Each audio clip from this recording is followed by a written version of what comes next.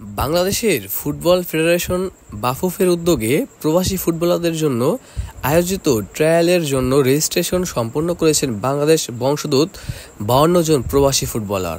তারা বিশ্বের বিভিন্ন দেশ থেকে এসেছেন এবং জাতীয় দলে খেলার আশায় এই ট্রায়াল অংশ নিতে আগ্রহ প্রকাশ করেছেন। বাংলাদেশ ফুটবল ফেডারেশন বাফুফে প্রবাসী প্রতিভাবান ফুটবলারদের খুঁজে বের করে জাতীয় দলে অন্তর্ভুক্ত রেজিস্ট্রেশন সম্পূর্ণ ৫২ জন প্রবাসী ফুটবলার।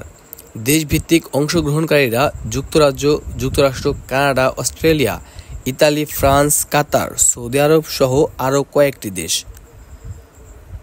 জাতীয় দলের জন্য নতুন প্রতিভা খুঁজে বের করা, আন্তর্জাতিক মানের খেলোয়াড়দের সঙ্গে যোগাযোগ স্থাপন, ভবিষ্যতে টুর্নামেন্ট শক্তিশালী স্কোয়াড গঠন।